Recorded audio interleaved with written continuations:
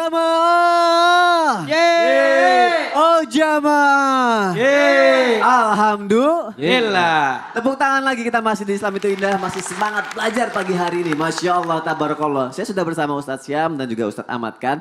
Satu pertanyaan terakhir, ada dua deh, ini bagus juga nih. Perlu dibahas juga ya untuk jamaah yang ada di rumah. Langsung aja ya, Ustadz Syam, Ustadz Ahmad kan. Apa nih ciri-ciri perbuatan yang tanpa sadar bisa membawa kita ke syirik? Terus apakah ada cara bertaubat dan cara memutus praktek syirik bagi orang yang sudah ketagihan melakukan praktek syirik? Ustadz Ahmad kan. Bismillahirrahmanirrahim. Ketika kita dihadapkan kepada keyakinan kepada selain Allah Subhanahu wa taala, maka yang harus kita lakukan adalah tinggalkan sesuatu yang keraguan-raguan itu.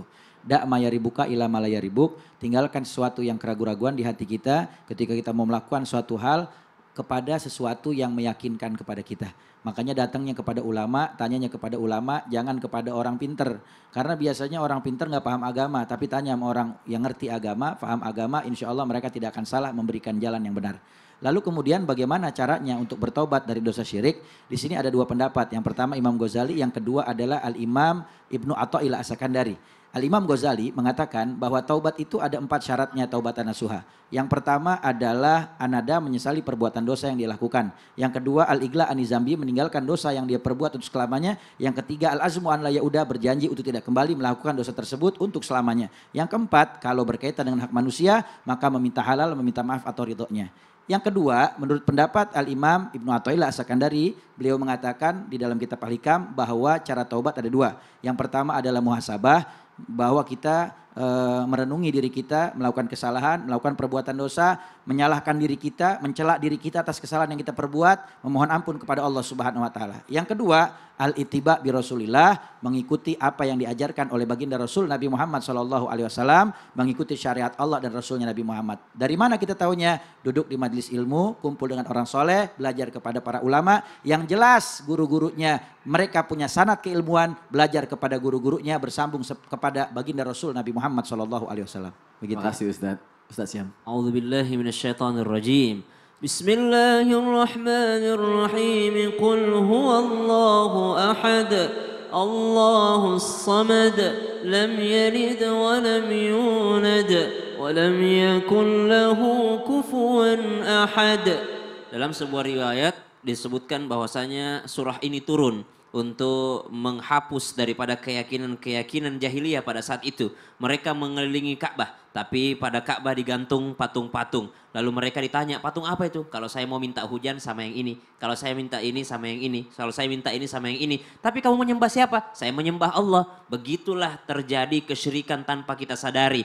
Bilangnya menyembah Allah, tapi melalui satu hal, melalui kuburan ini kah, melalui pohon ini kah, melalui guci ini kah, melalui ini kah, subhanallah. Maka itu semua dihilangkan dengan satu surah. Qul huwallahu ahad, Allahus samad. Langsung aja kepada Allah tempat kita bergantung. Wasilah daripada guru-guru kita, yaitu melalui ilmu. Maka kita berdoa kepada Allah Subhanahu wa taala agar Allah menjaga hati kita dengan petunjuknya, dengan hidayahnya, dengan taufiknya. Bismillahirrahmanirrahim. Bismillahirrahmanirrahim.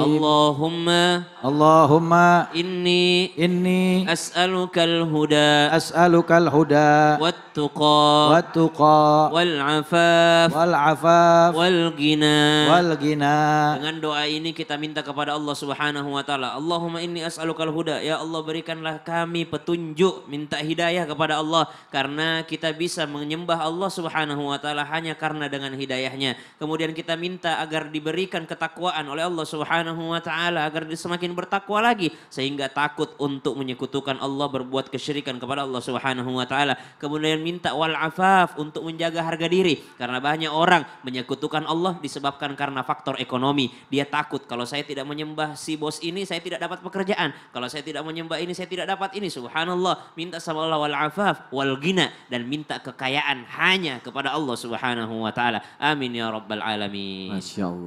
Ustadz Maulana, boleh dong kesimpulan hari ini Ustadz? Kesimpulan tema kita hari ini, tanpa sadar bisa syirik. Karena ternyata ketidaktahuan kita karena kurangnya belajar sehingga orang bisa berbuat salah. Apalagi kurang mengenal Tuhannya. Maka kenalilah dirimu, engkau akan mengenali Tuhanmu. Apa itu? Kita ini adalah hamba dan Allah adalah Tuhan kita. Maka Rabbin Nas, Malikin Nas, Ilahin Nas. Rabbin Nas yang menciptakan manusia. Rabbin Nas, Malikin Nas yang menguasai manusia. Apalagi bukan hanya Rabbi Malik, tapi satu lagi Ilahin Nas, sembahan manusia. Mengakui Allah ia menciptakannya, tapi mintanya kepada yang lain. Namanya syirik. Ya Allah. Terima kasih guru-guruku, terima kasih jamaah sudah datang ke Islam Itu Indah, sudah menyaksikan Islam Itu Indah. Insya Allah besok kita ketemu lagi ya. Wassalamualaikum warahmatullahi wabarakatuh. Waalaikumsalam warahmatullahi wabarakatuh.